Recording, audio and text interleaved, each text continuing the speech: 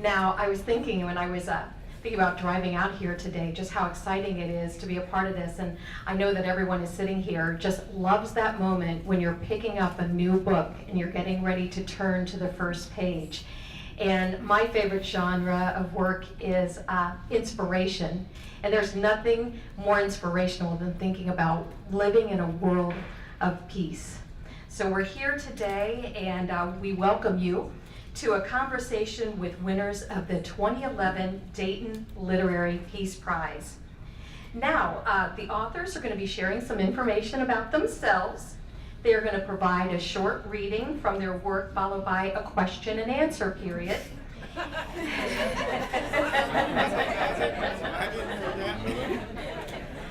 We love to surprise people. A panel of prominent writers reviewed the 2011 finalists, then selected this year's winners and runners-up. Now, you can also purchase any of the books, and they're all set up in the back of the room, and the books are signed by the authors. Now, I would like to introduce Sharon Rabb. Sharon is the founder and co-chair of the Dayton Literary Peace Prize. Sharon?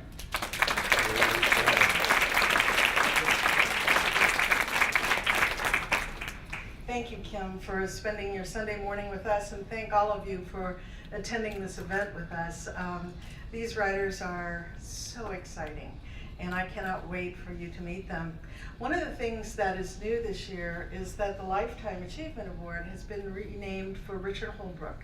And so Barbara Kingsolver is actually our first recipient of the Richard Holbrooke Distinguished Achievement Award, and we are so delighted to have her. Richard's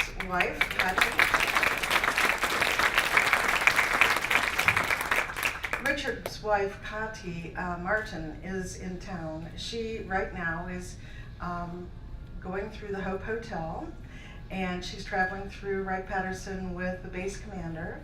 And then at 2 o'clock, should any of you be interested, there is a rededication of the Salem Avenue Bridge as the Ambassador Richard Holbrooke Memorial Bridge. And the public is welcome to come. And Kati has brought with her two very distinguished people. Samantha Power, who works at the White House and is an advisor to President Obama, and Maureen White, who works at the U.S. State Department and is in charge of Afghanistan and Pakistan. Richard Holbrooke was the mentor for both of these women, and they will be at the bridge ceremony as well. So should any of you want to meet any of these people, that's free and open to the public at 2 o'clock. Okay? Thank you again so much for coming, and you are going to just love these people. Marlon, why don't you come up here now? You don't want to? Yes, you do. If you remember Marlon James,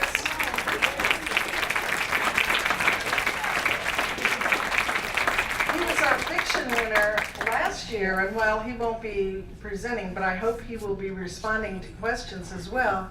And I don't think the authors were prepared for a reading so much as a talk, so if they could each talk about their books. And are we going to be passing this microphone?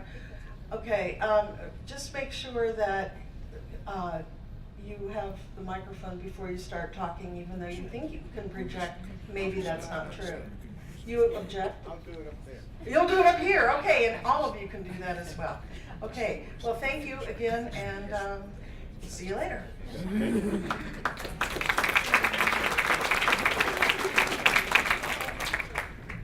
All right, thank you, Sharon. Now I would like to introduce the panel. Barbara Kingsolver.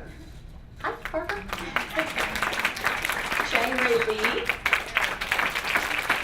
Wilbert Widow. Masa Magesty. And Isabel Wilkerson was unable to be here today, but we do have one. Yes. Now, first we're going to get things started with Barbara Kingsolver, the 2011 Richard C. Holbrooke Distinguished Achievement Award winner. Barbara grew up in rural Kentucky. She earned degrees in biology from DePaul University and the University of Arizona, and has worked as a freelance writer and author since 1985. At various times in her adult life, she has lived in England, France, and in the Canary Islands, and has worked in Europe, Africa, Asia, Mexico, and South America. She spent 2 decades in Tucson, Arizona before moving to southwestern Virginia, where she currently resides. She was named one of the most important writers of the 20th century by Writer's Digest, and in 2000, she received the National Humanities Medal, which is our country's highest honor for service through the arts. Barbara Kingsolver.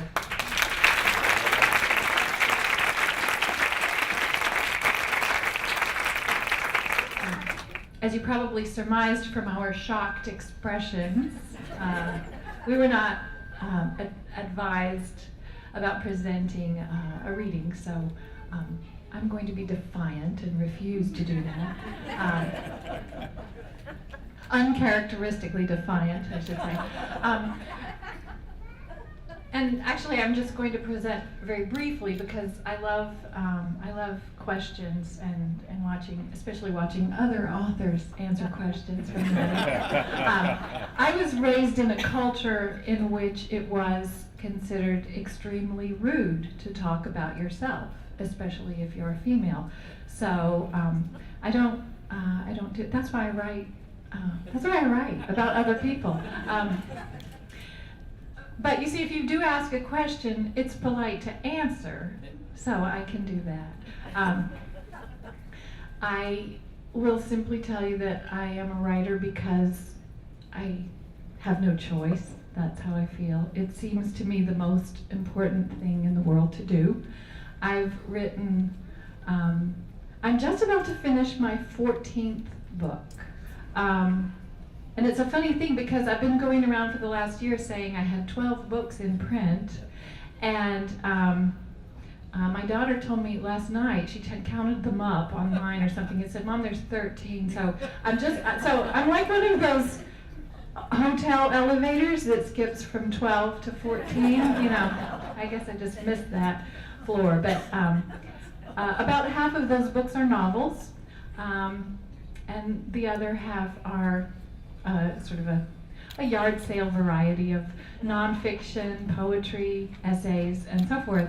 I don't, while I love writing novels, probably I love that best. When I'm writing a novel, I always feel like I'm in love.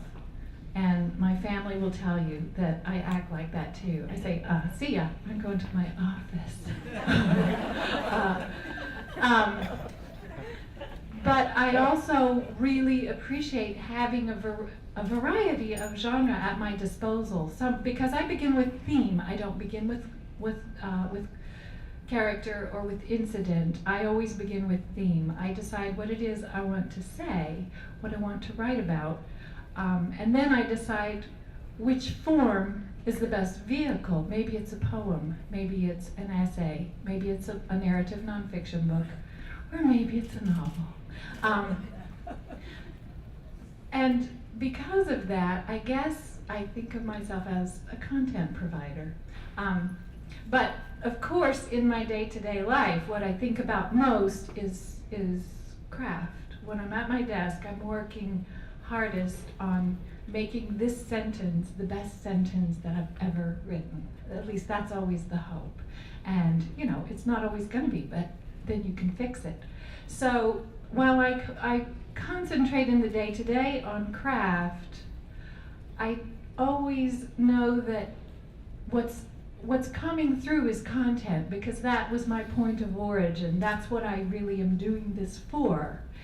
And so I'll wind up by saying that I am honored to the core by this prize and the presence of this Literary Peace Prize, because my hope, it doesn't happen a lot, especially in American letters, but my hope is always that my work will not be judged necessarily by the color of its prose, but by the content of its character. And so I thank Dayton, and I thank all of you for being here.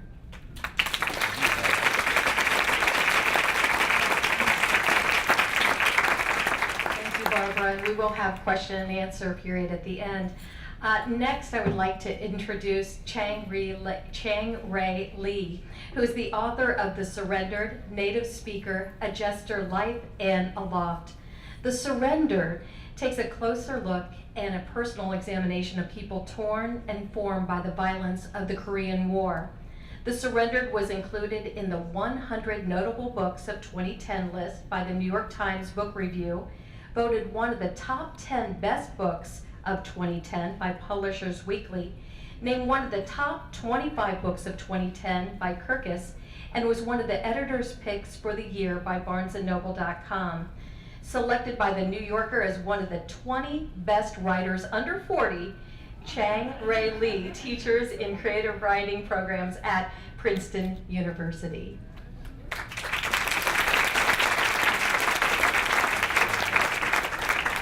Thank you. I'm not under 40 anymore. As you can see by the grayness in my hair. I'm young at heart, though. And I hope one of my aspirations is to write maybe 9 or 10 novels. I've written 4 so far, so I don't think I'll ever get to 14 books. Skip 13. Skip 13. But I'm thrilled to be here with Barbara and Wilbert, Masa and Marlon. It's really wonderful to be with such great writers and to be in a town that cares so much about books and about reading. I don't know that I want to talk so much. I think that was a perfectly fine description of the novel this last novel I've written. I was just inspired by some of the things that Barbara had said about writing and about maybe why we write. I was doing an interview the other day with someone who was writing a book on creativity, and we talked for about an hour and a half. And rather than say a journalist who's just talking about a particular book, she's talking to all sorts of people about creativity. And we talked about my work and particular books of mine and sort of ways that I do things. But at the end of the conversation, she asked me what creativity was for me, and I suppose vis-a-vis my writing. And she wondered if that was a hard question.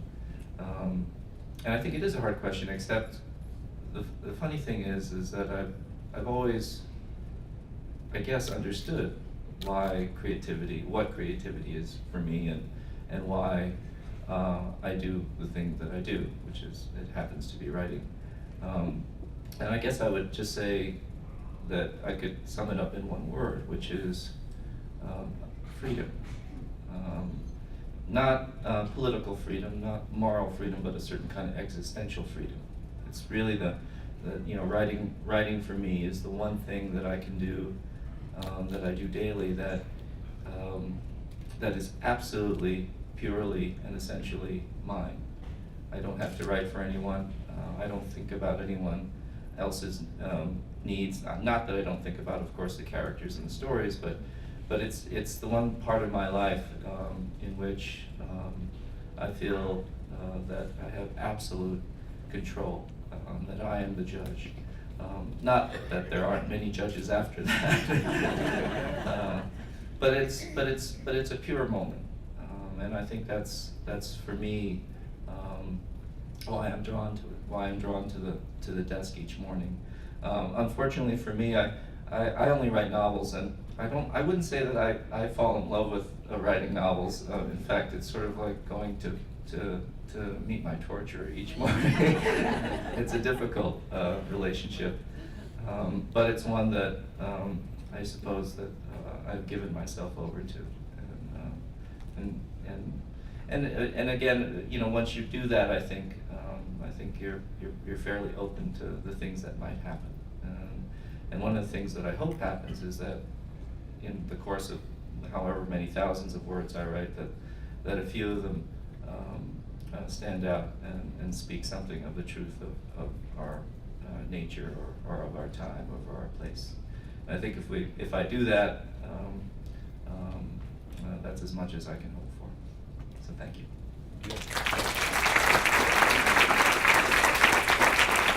And incidentally, in case I forgot to mention this, Chang Ray Lee is the Dayton Literary Peace winner for fiction for The Surrendered. So now next, we would like to introduce Wilbert Rideau. And Wilbert is the Dayton Literary Peace Prize winner in nonfiction for In the Place of Justice. Now, Wilbert spent 44 years in a Louisiana prison system before winning a new trial and his freedom. He pioneered a free press behind bars in 1976 when he became the editor of the Angleite, which was a prison news magazine, which during his tenure was nominated 7 times for a National Magazine Award. In 1979, he became the first prisoner ever to win the American Bar Association Silver Gavel Award. The following year, he received journalism's prestigious George Polk Award. And while in prison, he was a correspondent for National Public Radio's Fresh Air, co-producer, and narrated a radio documentary, Tossing Away the Keys, for NPR's All Things Considered. Here's Wilbert Rideau.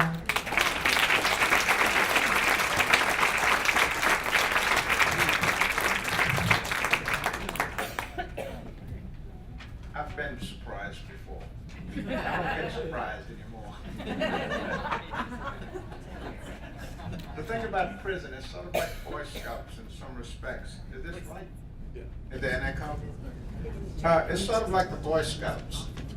It teaches you to always be prepared. Somebody asked me once in an interview why I wrote the book. And it's a good question, because I actually would have preferred to write a different book. One about criminal justice, the penal system. Since I was fortunate during my years as a prison journalist to acquire global perspective on those subjects. But the book that publishers wanted was my life story, the only thing they would pay me for. And I had to earn a living. So what I tried to do in my memoir was to weave into the telling of my story the evolution of criminal justice and the prison system during my 44 years in it. And again, I was very fortunate in that one remarkable man equipped me to be able to do that. C. Paul Phelps, who was warden of the Louisiana State Penitentiary and the state's director of corrections in 1976, saw some writing I did back then for a chain of black newspapers in Louisiana and Mississippi. And with a handshake, he agreed to let me practice uncensored journalism in prison as editor of the Angleite. And he gave me access to all information that was not directly tied to security. And he mentored me in prison operations and management. A free press in prison was unprecedented in America, and it was implemented at a time when Angola was known as the bloodiest prison in the nation. So it is my hope that my memoir bears witness that freedom from censorship caused no riots or security risk during this 20-year run at Angola, and in fact contributed to the overall safety of the institution. I also tried to use my story to dispel some common myths about prison, to show that yes, there is violence and brutality, but that's not the way most prisoners live. Many eventually become better than the worst thing they've ever done and look for a way to live a productive or meaningful life to the extent opportunities are available. And I hope that my own story would help people understand how youngsters can go astray and how that has devastating consequences, not only for individuals, but for society as a whole. For every man or woman who goes to prison for a violent crime, there are victims that radiate outward like rings in a pond when you drop a stone into it. From the immediate victim of the crime, to the friends and family of the victim, to the family of the criminal, to taxpayers who bear the burden of either warehousing or reforming criminals, to society itself, which is harmed by fractured families, lost workers, and internal division. But for me, perhaps the most important part of my memoir is the story of my awakening to humanity. I would like to read a passage that I think captures that. It's from chapter 2. The setting is death row at the Louisiana State Penitentiary. The time is shortly after I arrived there in 1962. Quote, Angola introduced me to the idea of reading just to kill time. The first book I read was Fair Oaks, a historical novel by Frank Yerby that another inmate recommended. It'll give you an idea of how white folks been messing over our people as long as this country has been here, he said, handing me the paperback through the bars. They wouldn't teach this in school.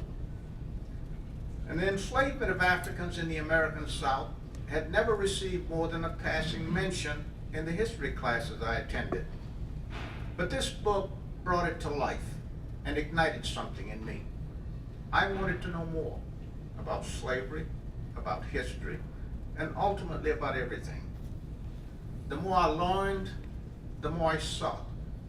The more I reflected, the more I grew and matured.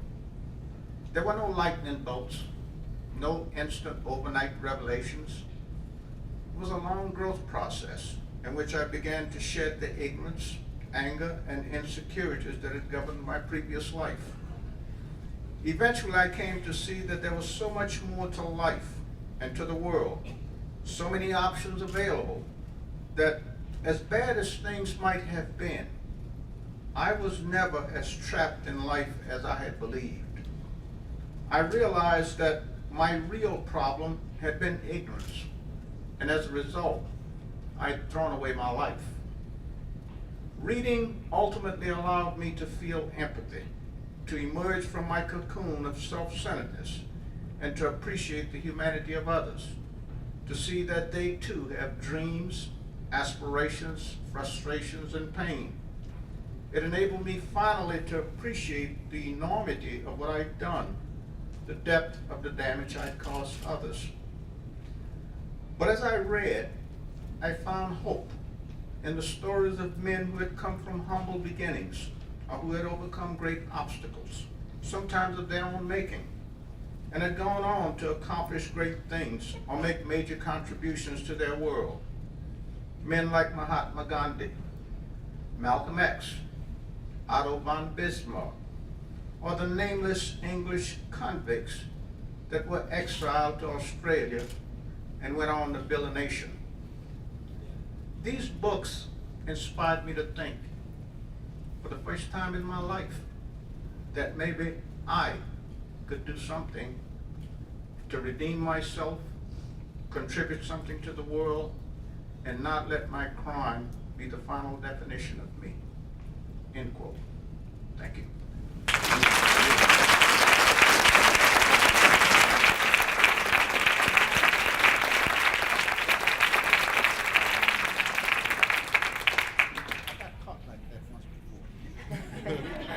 He was ready to go, weren't you, Wilbert? Thank you.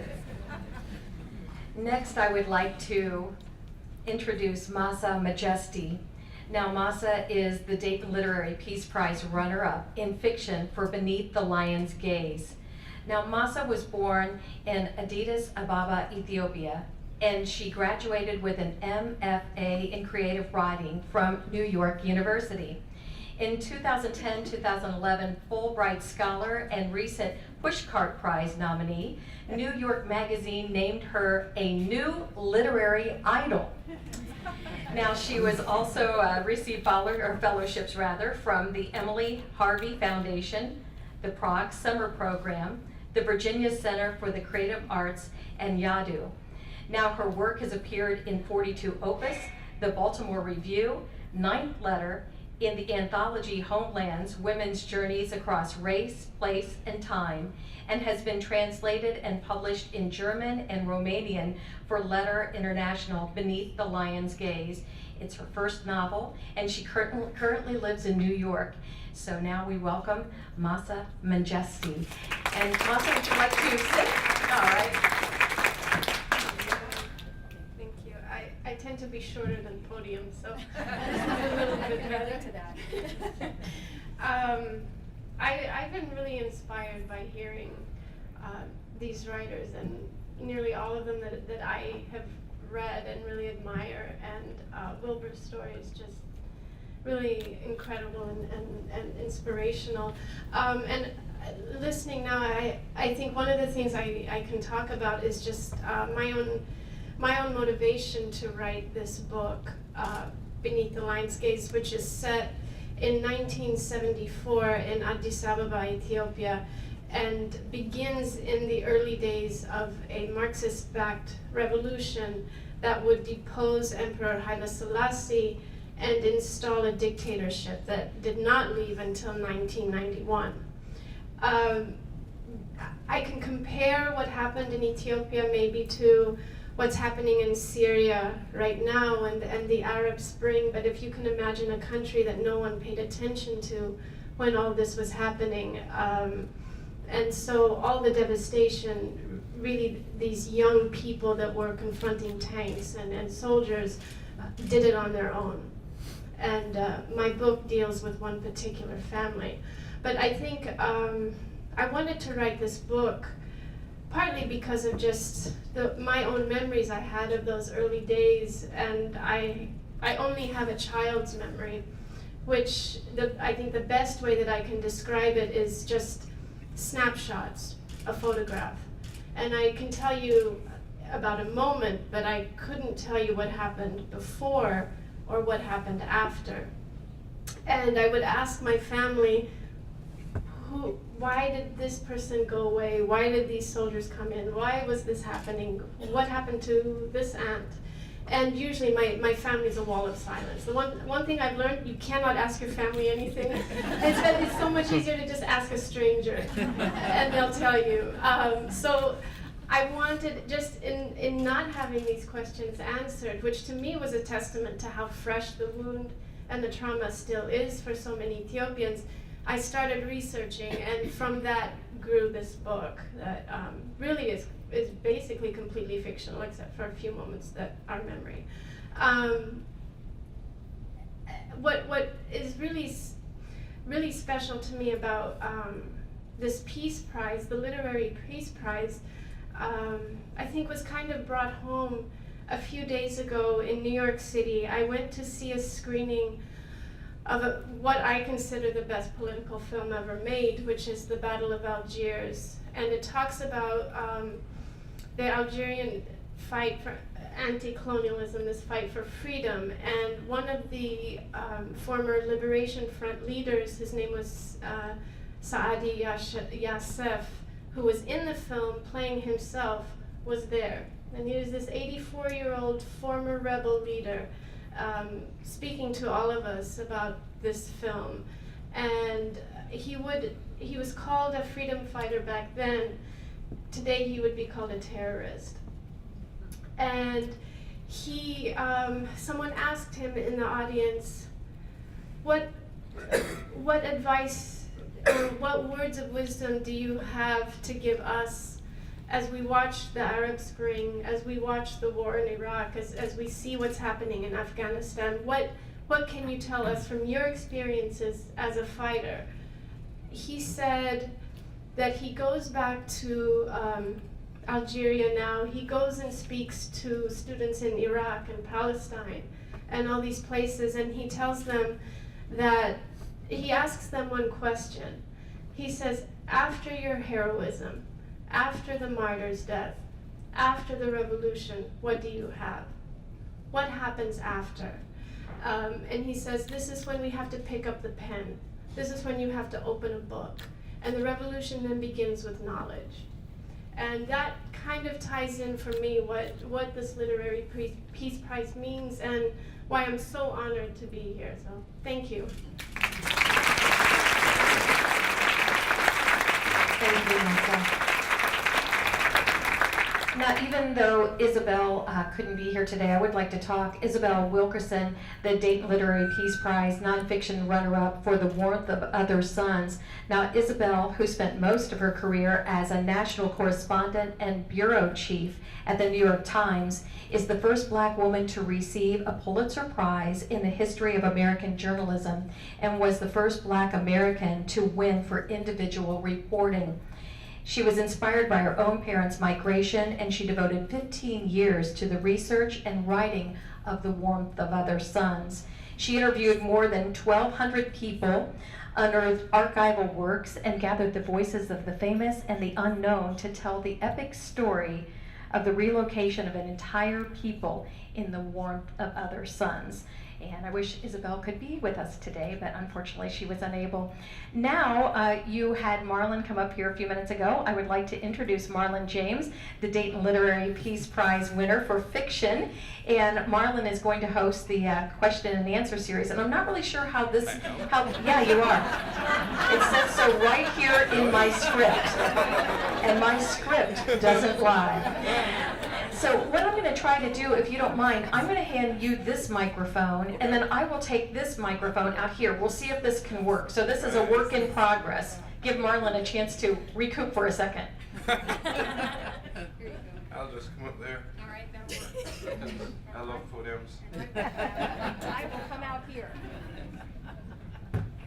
Does anyone have a question for I any of our teach authors? college, so I'm used to podiums and I'm used to telling people what to do.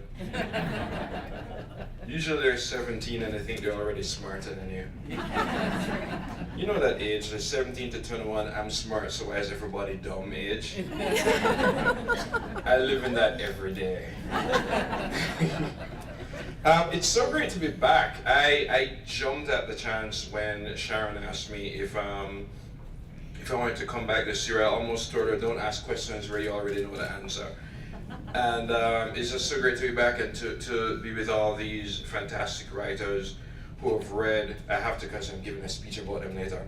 But it was just such a joy and such a pleasure to read their works. Barbara said something that really interested me about starting with theme, because I know that's what Chinua Achebe also writes. And he starts with theme, and I'm always amazed by that, because I don't know, I wouldn't know exactly how I would say I start writing. I just know one day characters show up in my head and they won't leave. And they really have no manners. They just take over. The worst is when they show up in a story you're already writing. And which is one of the things that happened to me with Lilith in Nightwoman. She was a supporting character who was supposed to disappear, and the woman just wouldn't leave. And they won't leave until you write their stories. And sometimes that doesn't mean you write the story that day. A lot of writers will tell you, yes, I wrote the novel this year, but that character has been haunting me since I was 12.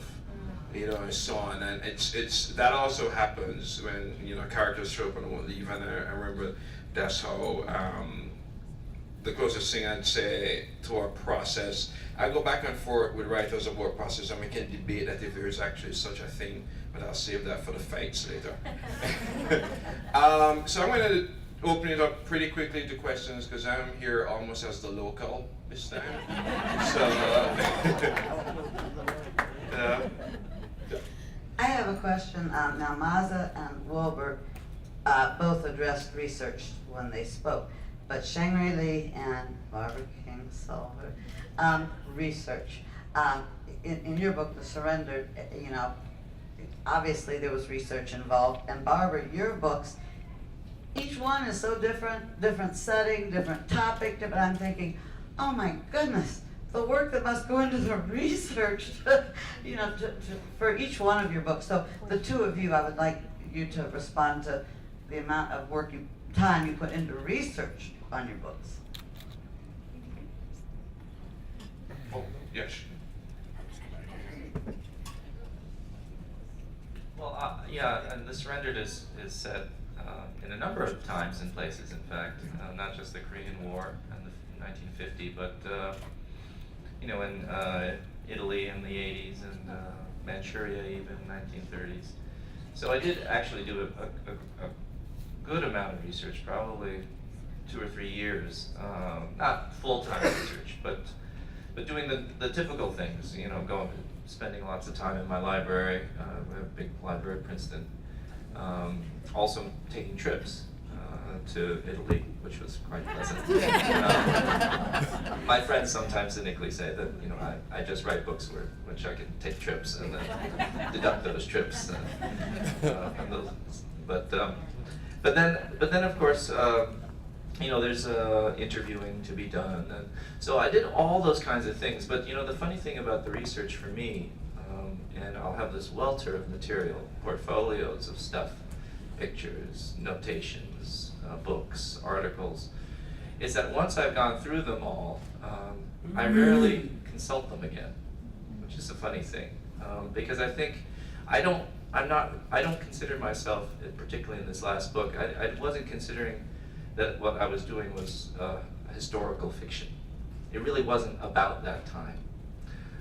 So I wasn't interested in the political questions of the time, or the costumery of the time, or all the other kinds of things that might have gone on that's particular to that period.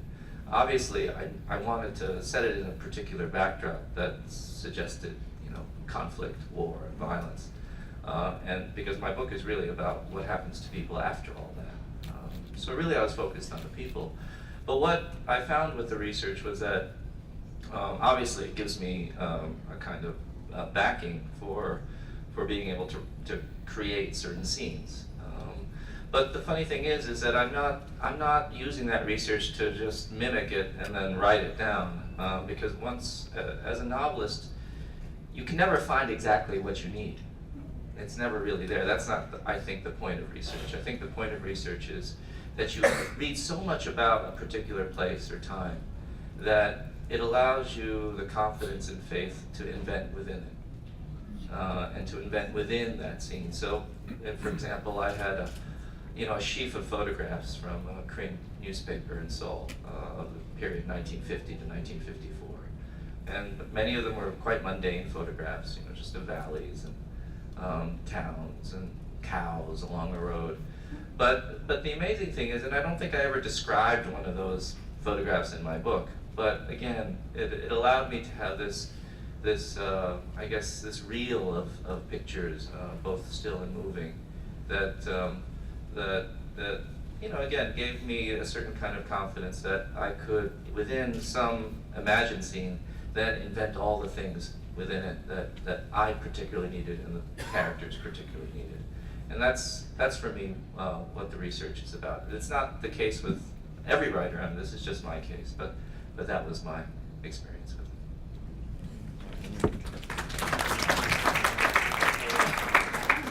I'll just stand in place here, Yeah. because I realize this is a flat place. I mean, Dayton is a flat place, and to honor our sense of place, this is a big flat floor, and I just realized that those of you in the back are listening to disembodied voices, and so I would do you the favor of standing up. So here I am, and I'll say what he said.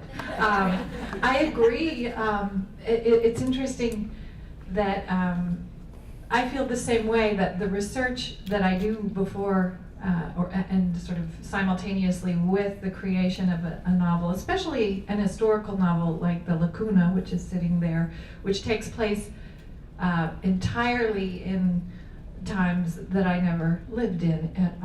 It essentially from 1930 to 1950 in Mexico, and a number of locations in Mexico and the United States. So yes, that's why it took 7 years to write that novel. It took a lot of research, and I agree with Sharon Rabb that most of what I do as a novelist is get the information I need so that the scene is in my head, so that I'm watching the movie in my head of this, that I'm visualizing every scene as I write it. And the thing about a scene is, when it's set in 1935 during the Bonus Army encampment in Washington, D.C. In the late 20s, or whether it's in Frida Kahlo's house in 1932, or what, the scene is filled with details. So you have to know what people are eating, what's on the street. You know, is it horse manure? You know, is it what does the scene smell like? What's the taste of the air? You have to know all that. So you have to go to primary sources. You can't just wiki everything. You know, I mean, you can't wiki anything if you want to ask me. People often suggest that the internet makes research much easier for all of us, and in some ways, yes, it does. Because I used to assemble these long lists of sort of arcane questions that a novelist needs to know, because we do have to know all these details. Everybody in your scene is wearing clothes, well, or else they're not. But you know, then you have to know other things. So I used to assemble these long lists of arcane details and then go to the library and start, to the reference section. And it's funny how many times librarians thought I was some kind of a library MFA student who was, on a treasure hunt, and they wouldn't help me because they thought I should know how to do this myself. So, but now, of course, I can find a lot of information on the internet, but primary sources are still fundamentally important. So when I was writing The Lacuna, after I read these thrilling things like History of the Mexican Revolution Part 7, and all of that. Then I went to Mexico. I had to stand on the tops of those pyramids to see what the view was like. I had to go into Trotsky's house, which fortunately is perfectly preserved, so I could see the bullet holes in the wall. I could read his letters. I could see photographs and really just touch his place, and I could go to Frida's kitchen, which is still perfectly intact, and I could see, the pots and pans that the cooks used. And so I could inhabit that place in my mind so perfectly, with all the details filled in order to invent and create conversations and characters that never actually existed. But that I had to do to serve my theme. Thank you. And I know we have another question out here as well. Yeah, but before, I wanted to extend it for a second before you go into your question. To Masa and Wilbert, what type of role does research play when you're also dealing with memory? Not necessarily. It could be yours or it could be your family or so on. What role does that play when you also sometimes the primary source is also you or your family or something? Yeah. Well, it's simple. Yeah. You don't want to be wrong. So you check your fact. Really, that's what you're doing. It's research, but really it's because it's a memoir. You're really checking your facts. You're making sure you're right about everything. You're making sure you're not doing anybody an injustice who doesn't deserve one. You make sure you get it right. I mean, you want your I's dotted and the T's crossed, and you don't want somebody to take a hatchet at you about, oh, you got this wrong, you got that wrong. No, you want to be right. That's I guess for when you're talking about a memoir, you want to get the atmosphere, you get a whole lot of stuff, but that's all your life, so you just want to be right. Have it right. I think fiction gives you a little bit more leeway, but for this book, writers always who write historical fiction, there's this ongoing discussion of at what point do you begin the research? When do you just do the story? It's been better for me to write the story first and then go do the research. And when I was writing this, I relied a lot on the memories that I had and used them. And then after I had a draft done, or a second, and I had the characters developed, then I went back and started putting the events into a historical and political context. Question? Yeah. Question? I work with people in career counseling, and Barbara, I want to put you on the spot just another minute, because so many people say what we've heard this morning, that they either love writing or it's just really arduous. And I want to know at what stage you knew that you needed to write. You said you know you need to write. What age were you when you first thought that through?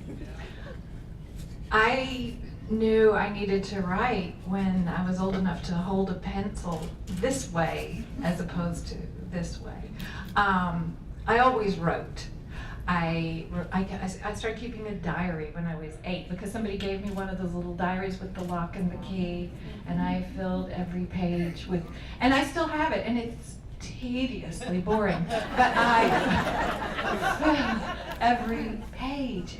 I needed to do that. I've always felt that life is this river going by, and by writing, I am trying to nail the water to its banks. And if that sounds hopeless to you, I understand that, but we still try. I mean, I guess that's why I have to get up and try again. However, as a career counselor, I will tell you that I don't think, well, I won't tell you anything. You know your job. But I never expected to be a writer. See, this is a really important difference. I always wrote. I always wrote because I loved it and because I had to, and it felt important. But I didn't imagine I could be a writer. When I was little, I loved books. I loved reading. I didn't know I could do that. I thought the people who wrote books were old dead guys from England. And my odds of becoming one of them were slim to none. So that didn't even cross my mind. I thought, I grew up in a place where almost everyone I knew was going to be a farmer or a farmer's wife. And that's true. I was the only person from my graduating class to go to college. I was lucky to get an education, and I knew that I should be practical and study things that would allow me to make a living, so I studied science. I guess I sort of admitted that I was a writer rather than deciding to become one, because I just did other things while writing alongside. And then when the day came when I was actually getting paid for what I wrote, I conceded to become a writer.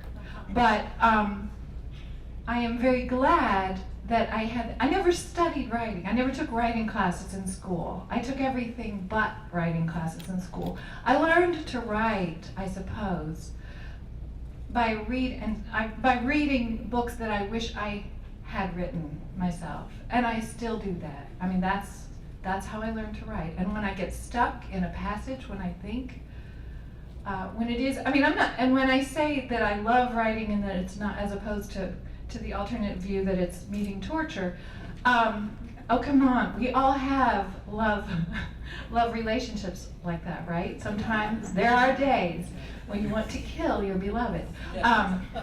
Okay, yeah, I have those days. And when I hit a wall, I turn around and go to my bookcase and pull out a passage that I remember. How did Tolstoy handle this? You know, there was something like this in Middlemarch. How did George Eliot do this?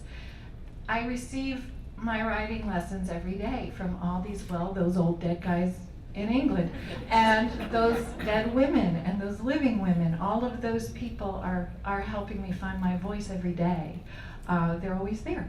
So, but I do feel that studying other things in school and studying other things in life is a very important strategy for a writer, because that way you have something to tell. People go to books, I think, for wisdom, not just nonfiction, but fiction. We want a novel to enlighten us in some way, to leave us changed. And the way to do that as a writer is to know something first. So there's a lot to know. We all got to get going. Thank you, Barbara. Do you have any other questions back here? Anyone else that would have a question that they would like to ask? This is your opportunity, so you don't want to be driving home going, darn, I wish I would have asked that question. This is your final time to ask. Yes, we have one right here. with Chang Lee, with your being a professor at Princeton, could you share with us what your objective is with your students in creative writing? Well, I teach undergraduates at Princeton, which is a little different than the sort of students I had before, which who were graduate students, MFA students, older, adults who would, maybe change their lives to really make a commitment to writing. So these students that I have now are, 17 to 21, and they're very bright. They're very together, and some of them are brilliant writers. So what's nice about teaching these students, is that I don't really talk about writing too much. I'm really just going to echo a lot of things that Barbara just said. We spend most of the class, even though it's a writing workshop, reading and talking about what we've read. I consider it a literature class.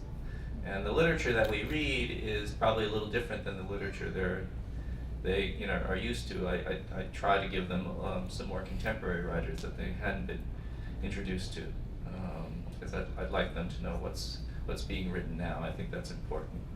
We also, of course, will read classic short stories and whatnot. But really, for me, it's everything that we do is about the experience of reading. Because I always tell them that you shouldn't worry so much about what you're going to write.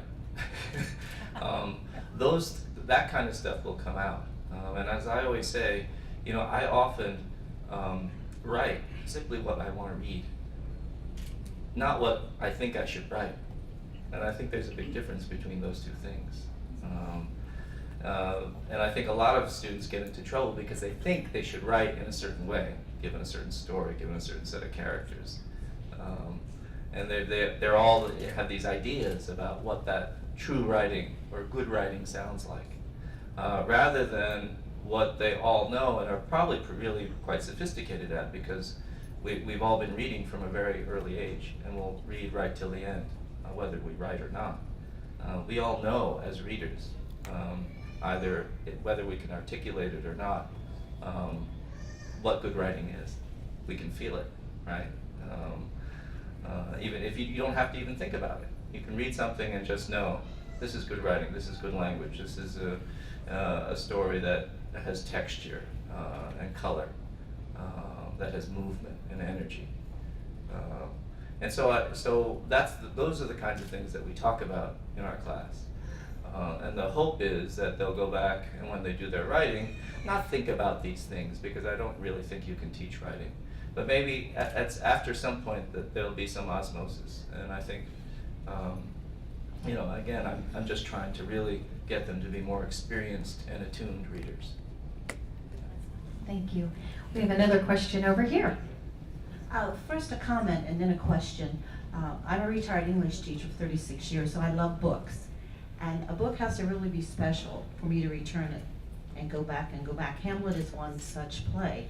To Kill a Mockingbird is up there. But I must tell you, Poisonwood Bible is a book I've read 4 times. It is exquisite, it is beautiful, and you talk about the craft and you talk about your sentences. I've read lots. But that book to me is near perfect. I really mean that sincerely. I would love to know how you created those haunting voices. I would go to bed at night and I would dream of those little girls. I'd get up the next day and I think, damn it, I gotta get something done. Don't read that book again, Pat. But I went back to it. How did you go to bed after creating those characters? You say you play the movie in your head. How did you rest? With great difficulty. Well, let me say something that I have a feeling all of my fellow writers would second.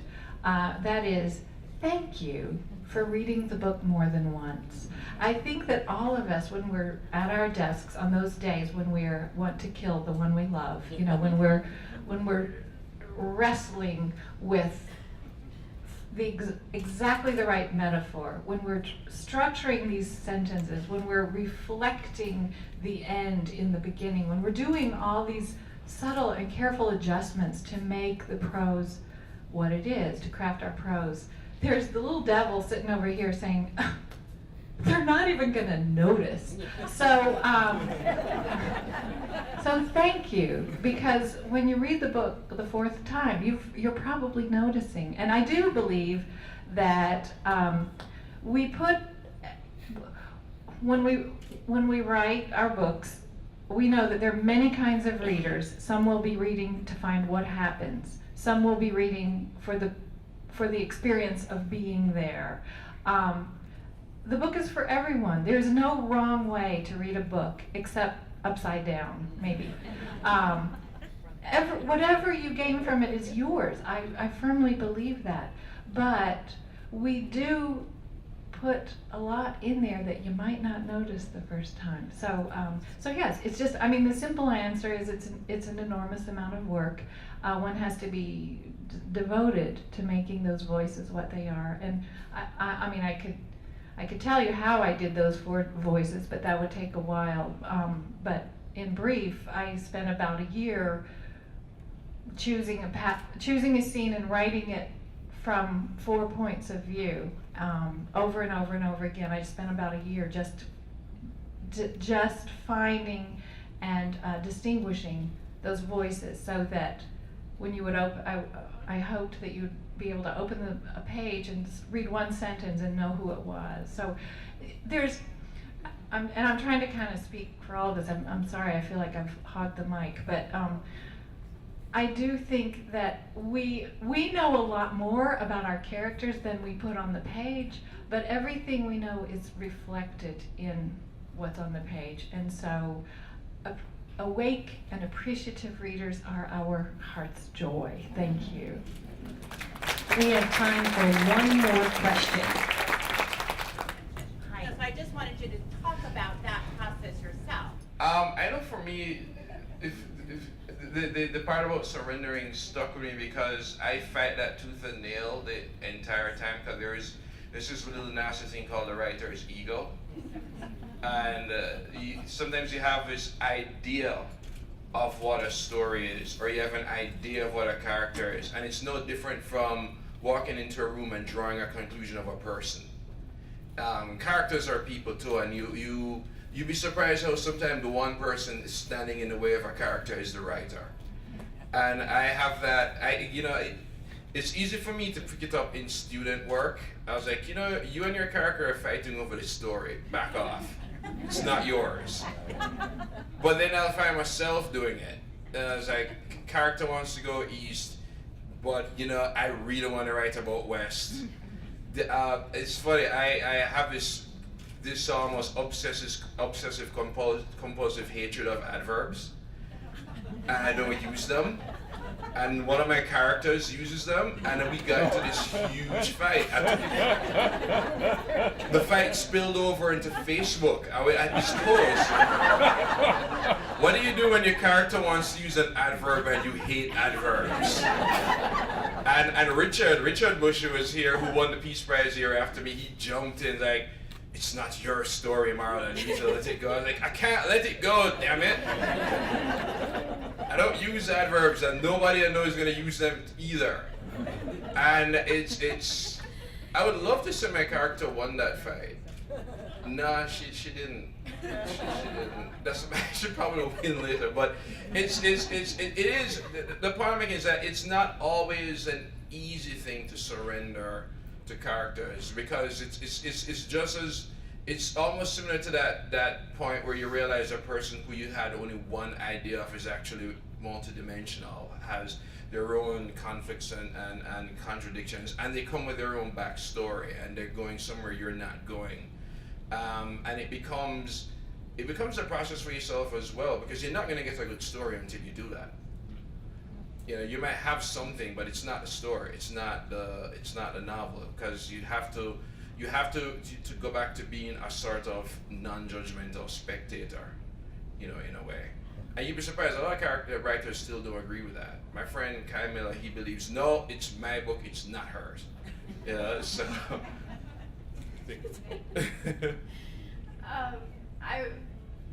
Your question sparked a memory of a particular scene in my book, and it's a scene that once people read the book and they meet me, they say, "How could you do that?"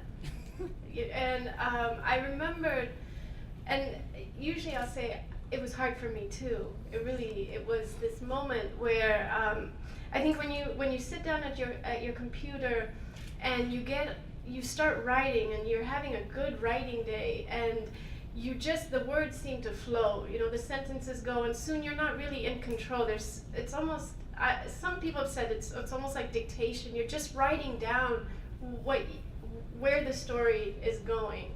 And I think that's the truest process of writing, when it's this moment of surrender. And I was having this particular moment, and everything that was happening, I said, "Oh my God, where's it? No way. Oh my gosh." And it kept going, and then there was this moment, and I said, I'm not going to let this happen. This cannot happen. But I'd already written the scene, and I was so disturbed by it, and I was physically shaking. And I closed the computer, and I got up, and I started pacing, and I was overcome, and I said, "No, you're not this type of person. You're not this person." And then there was something that said, "But this is the story, and this is really where you have to go." And I don't know if this was full surrender. Maybe, like Marlon is saying, the writer pushes back a little. And the only saving grace I think that I could give myself to live with this was I wrote one other character in the scene, and that character is saying what I was saying. "No, you cannot do this. No, this cannot happen." So that allowed me to live with it. But I do think that you have to have this surrender. It's a scary thing though, because you trust the creative process, and it's literally a leap. And we don't always know what's going to happen after.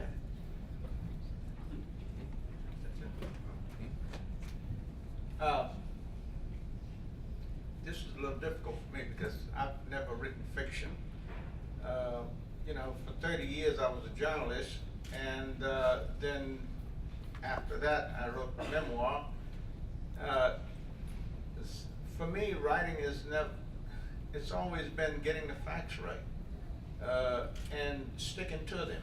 I mean, being true to reality and what is, and not putting my opinion in or anybody else's, just telling the truth as you see it, or at least giving it your best effort. And for me, there's no surrendering, because if I surrender, I'm going to go to lying and doing a whole lot of other stuff. I'm going to get creative. You can't do that. You can't do that.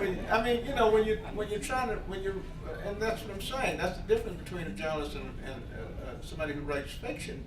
You can't be creative with truth. You tell truth. You don't get creative with it, because you're gonna screw around. You're gonna mess somebody's life around. And when you're writing and you're a journalist, this is power. You're exercising power. The power to help people, the power to hurt people, the power to influence, shape opinions. And you have to be careful in the exercise of it. So as long as I was writing, no, there was never surrendering to anything. It was always about controlling what I do. In fact, most journalists will tell you that for every story they write, a lot of it they don't put on paper. They may know the whole story, but they don't tell everything. That's all about control, because you don't want to do the wrong thing. You want to get it right. May I add, so in that process, you surrendered what your ideas were so that you could see the truth as it was.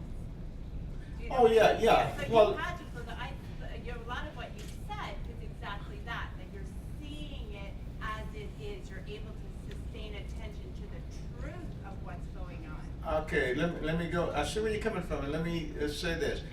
In order to be fair to people, sometimes, one of the things I had to do as a journalist in prison is I had to be fair even to the people who I didn't like, even to the people who might have hurt me in some form or fashion. That's the only way you can be true to your craft. I mean, if you're gonna be a journalist, you got to be fair. Otherwise, you're gonna lose credibility. You know, and you have to have credibility. So yes, you're right. In that sense, I used to, you know, I have to surrender, or rather shelf my prejudices, my personal opinion about the person I'm writing about, and I have to say, yes, he did do good. If he did good, I might think he's a fool. But you know, if he did good, you report he did good, and you keep that other stuff in the back. And you know, yeah, in that respect, yeah. I was going to ask you, I just a sort of a follow-up thing to Wilbert. Because I teach nonfiction, and one of the issues that comes up all the time is the person who you are now and the person who you were then fighting over who should tell the story. And I saw that grin on your face.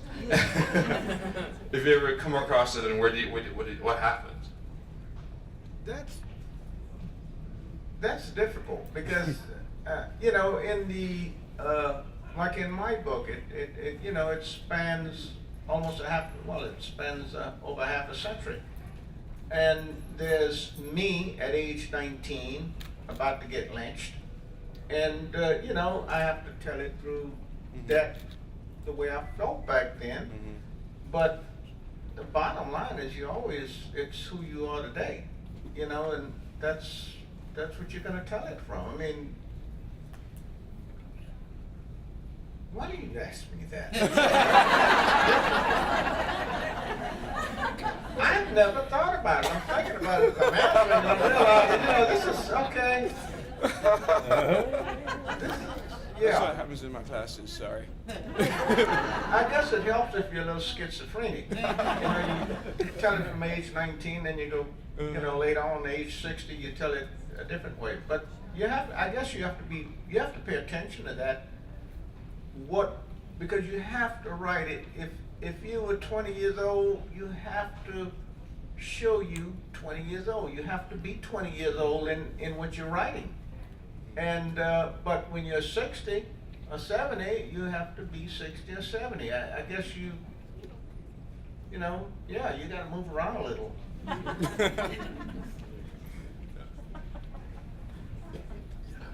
That's it. Wasn't that wonderful? Yeah. Oh, yes.